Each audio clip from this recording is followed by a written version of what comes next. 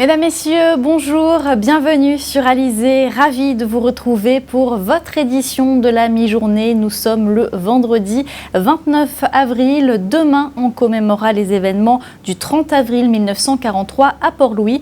Nous en parlerons en détail dans cette édition dans quelques minutes avec nos invités Sully Gène et Luc Saint-Éloi. Mais avant, un tout autre sujet, puisqu'on va parler de poissons. En effet, c'est le moment ou jamais de manger de la dorade. Depuis samedi, les marailleurs la proposent à 8 € le kilo, un prix très attractif pour écouler notamment le surplus. Cette opération a lieu sur l'ensemble de la Guadeloupe. Marion Bordier s'est rendue ce matin sur les marchés de la Darse et de l'Oricisque à Pointe-à-Pitre. Les clients se pressent au marché de la Darse.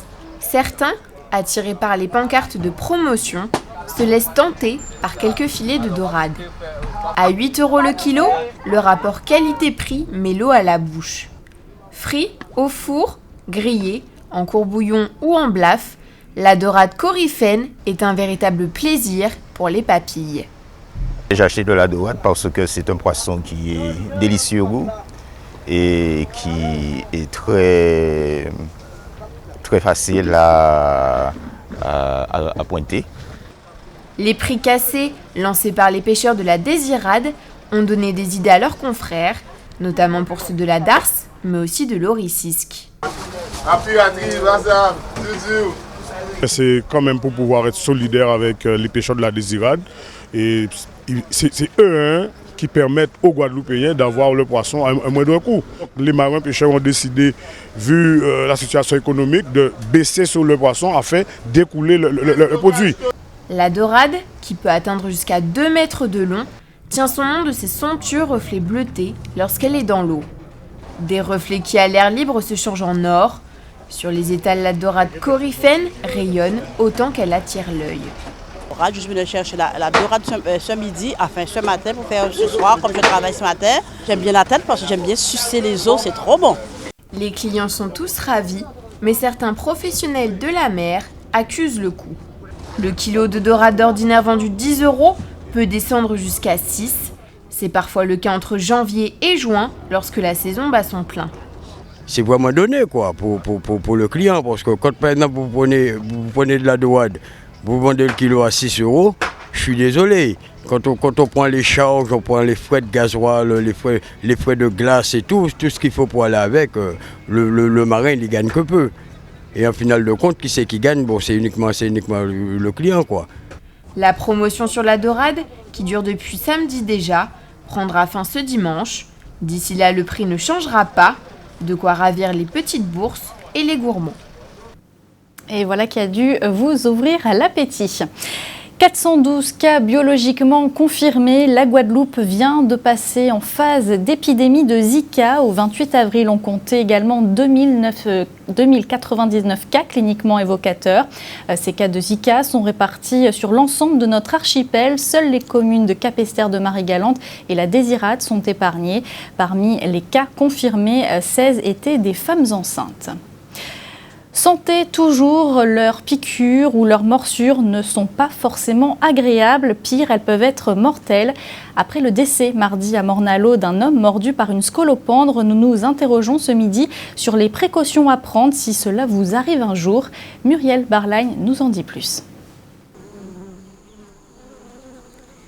Quand les insectes piqueurs attaquent, les réactions peuvent être variées. En cas d'allergie au venin inoculé, le pire peut se produire. Mardi, un homme de 61 ans est mort à Morne-à-l'Eau après s'être fait piquer par une scolopendre.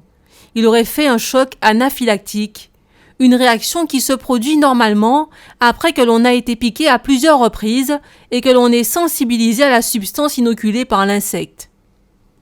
Le choc anaphylactique est une réaction qui va entraîner une baisse de tension, un désamorçage de la pompe cardiaque, et donc les gens peuvent mourir de ça. Et ça va arriver quand la personne est allergique à la substance que va lui inoculer la bestiole. Et il n'y a pas que le scolopendre qui peut entraîner ça. Les allergies les plus connues aux insectes piqueurs, ce sont les allergies au venin d'hyménoptères, guêpes et abeilles. Ça, on a des patients qui sont en désensibilisation pour ça, c'est-à-dire qui reçoivent un traitement pour entraîner une tolérance. Dans un cas comme celui-là, il ne faut pas perdre de temps. C'est la raison pour laquelle les personnes se sachant allergiques doivent toujours avoir sur elles une seringue d'adrénaline auto-injectable. En cas de réaction, une injection dans la cuisse doit pouvoir régler le problème, mais cela, c'est si le patient est dans un bon état général et s'il ne prend pas un traitement contenant des bêta-bloquants. Donc le traitement du choc anaphylactique, c'est de l'adrénaline. Donc il faut que ça soit fait assez rapidement, dans les minutes qui suivent, dans les 10-15 minutes.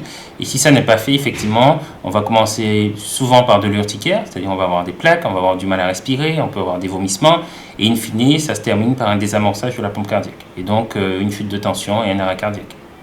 Il s'agit là de cas extrêmes. En 13 ans, le docteur Lorac n'en a jamais vu. Dans son cabinet, 5 patients allergiques aux piqûres de guêpes et d'abeilles se font actuellement désensibiliser, chose qu'on ne peut pas encore faire pour les scolopendres, les cas étant trop rares. Le plus souvent, les réactions sont plutôt bénignes. Il suffit de se rendre à la pharmacie où on conseille des antidouleurs et des anti-inflammatoires. On peut aussi s'orienter vers du glaçage, c'est-à-dire utiliser comme je vous ai montré, de la glace en fait, ou des dispositifs cold-hot qu'on met au frais et qui permettent de faire plusieurs applications par jour pour faire aussi au niveau du foie, avoir la réaction antalgique et anesthésique et justement aussi baisser la réaction inflammatoire qu'on peut avoir quand on a ce genre de piqûre. D'accord ? On utilise aussi des crèmes comme Onctose, c'est à base en fait de lidocaïne ou d'hydrocortisone. Enfin, c'est un très puissant anti-inflammatoire qui va permettre toujours de baisser la réaction d'inflammation qu'on peut avoir quand on a ce genre de piqûre. Tous les insectes piqueurs peuvent déclencher des réactions allergiques qui, à la longue, peuvent devenir graves. En cas de doute, il vaut mieux se rapprocher d'un spécialiste. Vous avez peut-être eu l'occasion de le visiter avant sa fermeture il y a 1 an et demi. Le parc paysager de Petit Canal doit être réhabilité. Un appel à projet doit d'ailleurs être lancé dans les prochains jours. Aucune date de réouverture n'a pour l'instant été communiquée. C'est seulement un parc envahi par la végétation que l'on peut jusqu'à présent apercevoir. Le reportage d'Éric Pommier. Ici, à Petit Canal, rue du Parc Paysager, comme une impression que la vie s'est arrêtée. Maison fermée, aucune trace de vie aux alentours. Plus triste, ce célèbre parc paysager. Cette végétation peu entretenue démontre l'arrêt de l'activité. Il y a en effet plus d'1 an que la population canalienne vit ce triste tableau. Ce panneau à l'entrée confirme que les lieux sont fermés pour cause de travaux.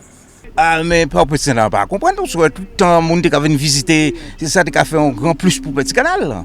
On pas vrai pourquoi ils ont fermé par là. Et par oui, nous pas de touristes parce que les touristes qui passé, qui fait l'entour de Petit Canal et après ça on ne voit rien. Cet endroit est connu et reconnu pour ses jardins, dont un médicinal. Ce parc a même été recommandé par le guide du routard en 2008.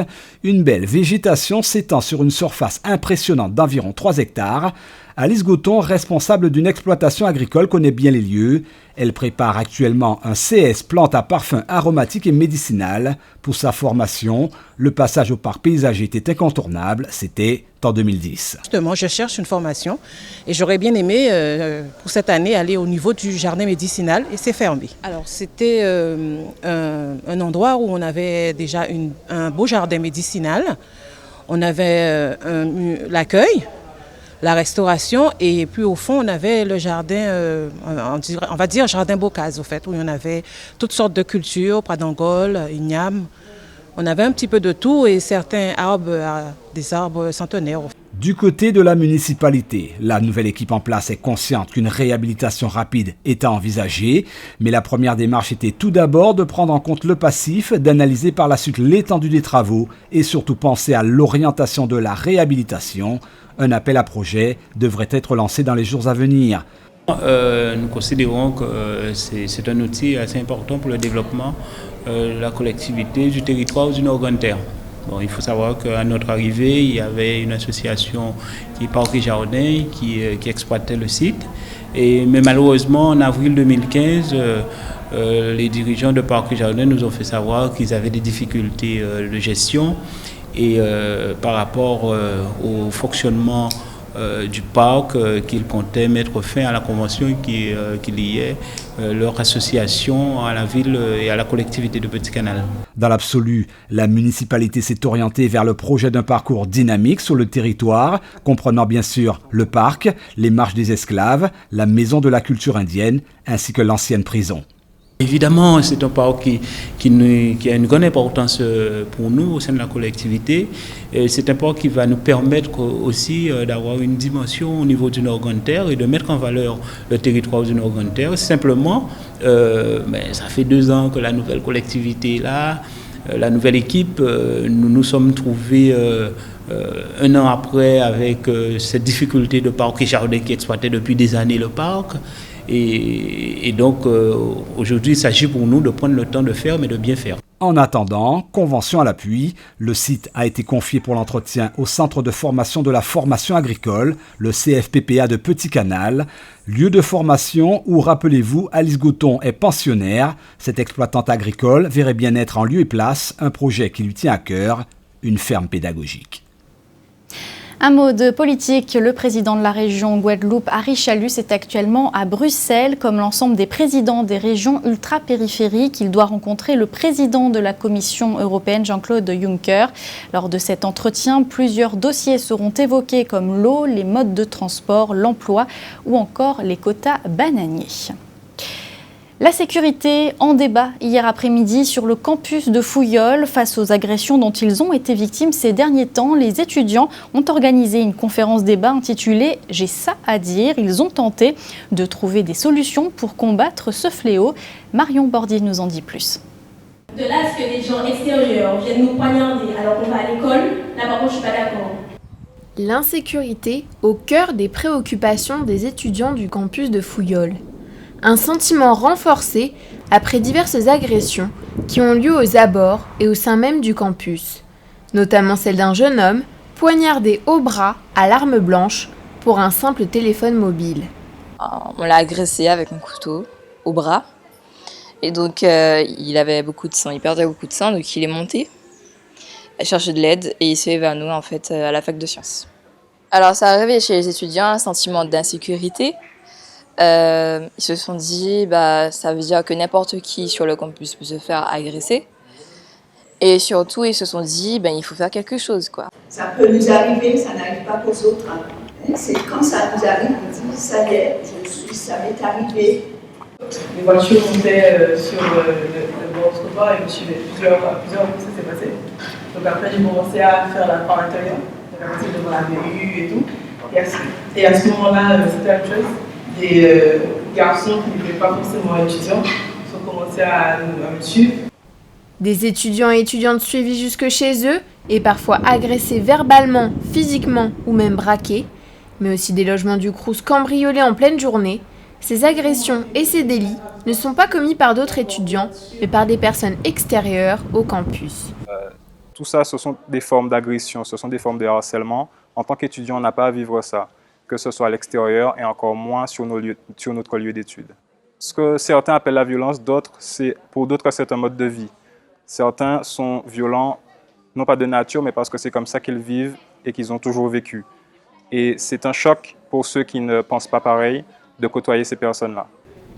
Vidéosurveillance, vigiles, policiers, cartes magnétiques, barrières. Voici quelques-unes des solutions proposées pour les étudiants afin d'endiguer cette montée de l'insécurité. Certaines étaient extraites du sondage en ligne lancé le 19 avril dernier.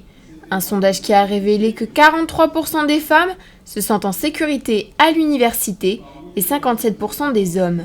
Une inquiétude asexuée donc, qui grandit. Mais les solutions proposées ne font pas toujours l'unanimité. Je ne souhaite vraiment pas que la fac devienne un lieu de flicage et c'est pour ça que je suis là aujourd'hui. C'est pas parce qu'on va mettre des flics, c'est pas parce qu'on va barricader, c'est pas parce qu'on va faire des rondes, on ne pourra pas mettre des policiers derrière chaque étudiant que la situation va s'améliorer.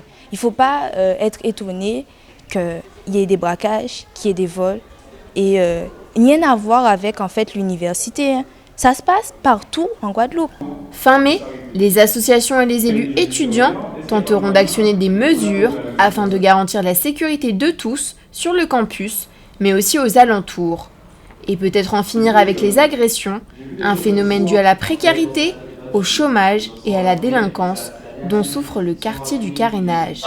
Je venais d'arriver, c'était ma première année ici. Je savais qu'il y avait une bonne dose de camaraderie. Mais je ne savais pas qu'on pouvait rentrer aussi facilement dans une chambre au Crous où il y avait un portique, où il y avait la sécurité. Direction la Martinique, cela fait maintenant 2 jours que la décharge de Céron est en feu. Ce n'est pas la première fois que des incendies se déclarent dans cette décharge implantée dans la commune de Sainte-Luce. Au nom du principe de précaution, il a été décidé d'interrompre l'accueil des déchets. En Guyane, une vingtaine d'habitations illégales en cours de construction ont été détruites dans la périphérie de Cayenne au lieu-dit Piste Tarzan. Selon les autorités, l'opération visait surtout à éviter toute catastrophe dans une zone classée rouge selon le plan de prévention des risques.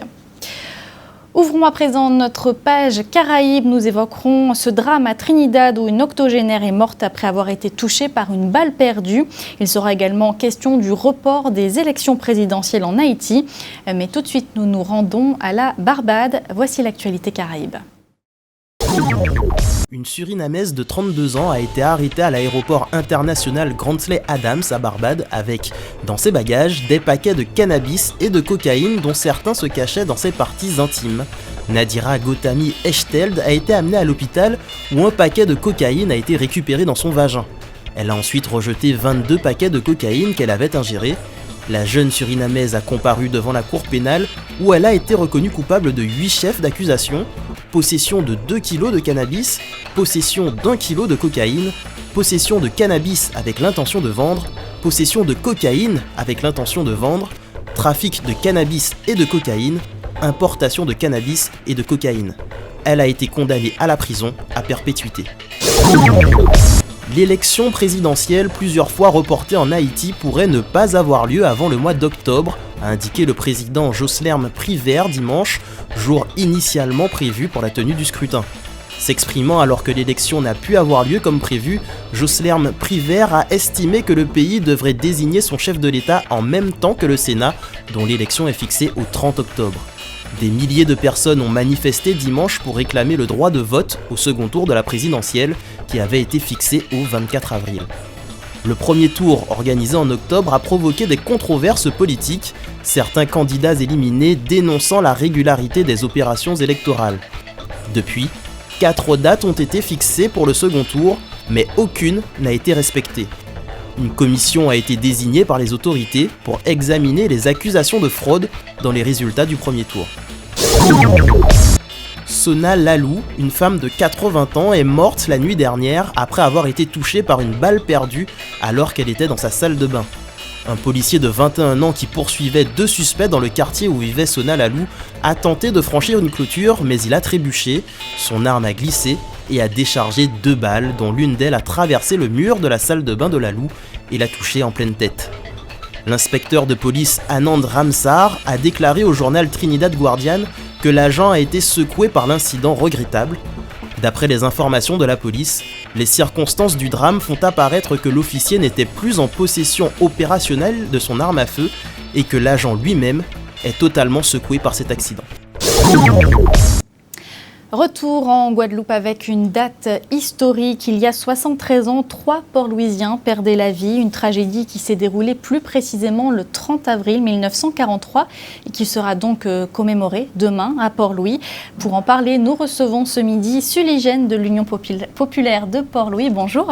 Bonjour. Oui. Et Luc Saint-Éloi, metteur en scène. Bonjour. Bonjour.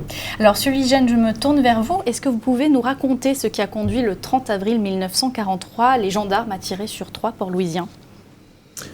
Alors, ce qu'il faut savoir sur ce fait, c'est que ça débute quand même un petit peu avant, dans les années 1937. Il y a toujours eu des conflits entre les planteurs, entre le pouvoir colonial. Donc, il y avait déjà des grèves à propos du prix de la canne, de la vente et tout. Donc, Port-Louis a toujours été un bastion quand même de militants. Et ce qui se passe en 1943, c'est qu'on est durant la Seconde Guerre mondiale en Europe, donc qui touche un peu la planète, et des Port-Louisiens qui ont toujours été des gens, une population de gens qui se sont toujours battus contre l'oppression, ont décidé de se soulever contre le pouvoir vichysois, le pouvoir nazi, de façon à se ranger du côté de la résistance française. Donc c'est ce qui se passe ce jour où des Port-Louisiens décident, à travers des messages envoyés par l'ancien gouverneur de la Guadeloupe, qui était Félix Eboué, qui a été muté au Tchad, puisqu'il avait quand même pris position contre la chose. Donc il a pu envoyer des messages dans leur réseau à certains Port-Louisiens, de façon à ce que les Port-Louisiens se soulèvent et ont opéré cette attaque de la gendarmerie le 30 avril 1943. Alors on a l'impression que c'est un pan de l'histoire guadeloupéenne assez méconnu. Est-ce que c'est le cas ? Oui, parce que je pense, ça c'est un avis tout à fait personnel, je pense que les gens ont quelque peu enfoui ceci dans leur mémoire, parce qu'à la suite de cet événement ce jour, il faut quand même savoir qu'il y a eu la chasse aux sorcières, il y a eu de la délation, il y a eu la recherche de qui a causé ceci, et on faisait quand même fi de ce que représentait un être humain à cette époque, puisque c'était quand même des descendants d'esclaves. L'esclavage c'était moins de 100 ans avant l'abolition. Et donc je pense que certains Port-Louisiens ont enfoui ça dans leur mémoire et ils se sont construits peut-être quelque peu une autre vérité. Une autre vérité, mais c'est un point de l'histoire de la Guadeloupe. Et je pense qu'il faut remettre ceci en condition, parce qu'un arbre ne peut pas être debout sans racines. Alors justement, demain, cet événement tragique sera commémoré avec notamment une pièce de théâtre intitulée « Blessures secrètes » mise en scène par vous, Luc Saint-Éloi. Pourquoi le théâtre est un bon moyen de rendre hommage comme il se doit justement à ces victimes ? C'est déjà une expérience très enrichissante, parce que tout à l'heure on parlait de la mémoire de Port-Louis, je reviens sur la mémoire de la Guadeloupe, je suis guadeloupéen, je ne connaissais pas du tout cette page dramatique, donc elle m'a été contée au moment où on m'a passé commande, et l'objectif c'était de rendre hommage à des victimes innocentes qui soient tombées à cette période-là, de s'en souvenir, de leur rendre hommage, mais en même temps de proposer à la population de devenir actrice de son histoire. Donc l'idée c'était de créer un atelier théâtre, un atelier intensif, puisqu'on a quand même travaillé sur une courte période d'à peine 2 semaines et demie pour la formation. Parallèlement, j'ai récupéré les témoignages, puisqu'il y a encore certains témoins, donc il y a 2-3 personnes qui ont témoigné et qui se rappelaient de ce qui s'est passé. J'ai puisé également dans le livre de M. Plumasso, qui a publié un ouvrage intitulé « Port-Louis d'hier et d'aujourd'hui ». Et à partir de là, j'ai créé une pièce qu'on appelle Blessures secrètes de 1943, parce que je trouve que le terme convient bien aux blessures secrètes, parce qu'en fait, comme Sully disait, la population a gardé peut-être intact ce bout de mémoire, mais le reste de la population n'en sait trop rien. Donc l'idée c'était de créer avec la chose théâtrale, restituer l'effet dramatique, leur rendre hommage, et de créer ce qu'on nous appelle au sein des ateliers du savoir, cette création théâtrale qui est proposée par les stagiaires qui seront de grands acteurs demain. C'est la première fois que vous adaptez sur scène un événement historique ? De cette manière, oui.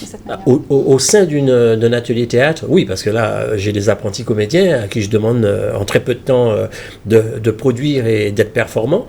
Là, je leur ai proposé quand même un contrat assez particulier, parce que je veux aussi alléger. Il ne s'agit pas de revenir que sur le drame, il faut aussi parler de Port-Louis à l'époque, parce que Port-Louis a eu ses heures de romance, parce qu'on a tous connu Port-Louis, on allait se balader là-bas, on allait danser aussi sur la plage publique. Et puis, ça permet aussi de dire comment on peut se souvenir de façon originale, puisque le contrat, c'est de revenir sur les traces du passé, et la création a lieu à l'emplacement de l'ancienne gendarmerie. Donc c'est quand même assez symbolique, et pour les Port-Louisiens, pour cette population, et pour certains témoins qui seront là, je l'espère, demain, je crois que ça sera quand même un moment inédit. Donc j'encourage les téléspectateurs à venir participer à ce moment de commémoration. Et je trouve que c'est très intéressant d'arriver à ce stade, alors que chaque année, l'UPPL qui commémore de façon symbolique avec soit une prise de parole, soit un dépôt de gerbe, cette fois-ci, c'est une communion collective auquel on va tous participer. Alors, Suligène, justement, on rappelle peut-être les temps forts de cette commémoration de demain. Alors, au début de la manifestation, 18h, donc un petit peu en retrait de là où s'est commis ces crimes, parce qu'on a toujours eu l'habitude depuis quelques décennies de faire une marche silencieuse en se dirigeant vers justement le lieu du crime, qu'est l'ancienne gendarmerie. Sur le coup des 18h30, 18h45, les gens vont prendre position à leur place et tout, et 19h, ce sera le début de la pièce théâtrale. Qui sera suivi donc d'échanges aussi et de discussions. Absolument, ça je crois que c'est aussi le contrat très important, c'est-à-dire que les gens pourront aussi poser des questions, certains témoins seront aussi là, donc je crois que la parole sera partagée, et puis cette mémoire sera totalement cultivée ensemble. Et je crois que ça sera un grand moment, un très beau rendez-vous auquel je suis très heureux et très fier d'y participer. Merci messieurs d'avoir accepté notre invitation ce midi. Ce fut un réel plaisir, Aurélie. On va parler de sport maintenant, du suspense d'ailleurs jusqu'au bout, dans la finale masculine des playoffs de basket après l'égalisation à 2 matchs partout hier soir de l'Étoile de l'Ouest face au Saint-François Basket Club. Les Pointe-Noiriens se sont imposés sur le score de 84-66. Tout se jouera donc demain soir entre les deux équipes au Palais des Sports de Pointe-à-Pitre lors de leur 5e et dernière confrontation. Sport toujours avec la 26e édition du semi-marathon des Abîmes qui se déroulera demain. On attend cette année environ 300 participants, dont une dizaine de nationalités, Kenya, Ukraine, Burundi, Saint-Domingue ou encore Sainte-Lucie. Il faut savoir que ce semi-marathon des Abîmes est labellisé au niveau national et dans la Caraïbe. Le départ sera donné demain pour les athlètes à 16h15. Plus de détails tout de suite avec le directeur technique du semi-marathon, Édouard Divrande. Il est interrogé par Johan Charpentier-Titi. Oui, le parcours il est très simple, c'est une boucle deux fois. La première boucle fait 10 km et la seconde, c'est l'arrivée du semi. Il faut savoir qu'au cours de cette manifestation, il y a 2 courses en une. C'est le semi, comme je l'ai dit tout à l'heure, et on peut s'inscrire aussi aux 10 km. Aussi, cette course, vous avez constaté que nous avons un éventail d'invités, d'athlètes de renom, parce que nous voulons pallier aussi à la performance et au niveau populaire. Nous avons des athlètes qui veulent se qualifier pour leur participation aux Jeux Olympiques de Rio. Alors, je pense que la bataille sera belle. Et nous avons aussi, au cours de cette manifestation, un village de santé. Depuis le matin, une marche des seniors qu'on appelle les personnes âgées. Nous avons aussi, le sport adapté à 15h et le semi-marathon qui démarre à 16h15. Et moi, je souhaite demain qu'il y ait un record. Et la bagarre sera belle. Et aussi, nos athlètes de la Guadeloupe vont se confronter à ce qui se fait de mieux. Ils ont les mêmes âges. Alors, je crois que c'est un moyen aussi à permettre à nos athlètes de se confronter à un niveau, parce que nous courons en cercle fermé entre nous-mêmes, et c'est l'occasion de montrer ce qu'on a fait à l'entraînement. Cette édition touche bientôt à sa fin, mais avant, comme chaque jour, on va faire le point sur vos coupures d'eau. À Petit-Bourg, une rupture de canalisation s'est produite ce matin. Conséquence, la distribution de l'eau potable est interrompue jusqu'en début de soirée dans les zones de Tabanon, Bel-Air-des-Rosières, Bois-de-Rose et Grippières. À Bémao, une casse a eu lieu sur le réseau principal de Bel-Ocado. L'eau est coupée dans les secteurs de Calvaire, l'Official, la Digue ou encore Réfère. Retour à la normale prévu en fin d'après-midi.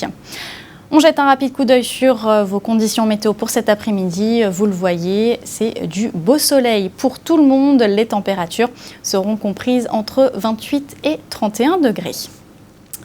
C'était le journal d'Alizé. Merci de l'avoir suivi. Une édition que vous pouvez bien sûr revoir sur notre site www.alizé.com. Dans quelques instants, l'actualité nationale et internationale. Je vous retrouve ce soir à 19h pour votre édition locale et régionale. Bon appétit et très bon après-midi sur Alizé.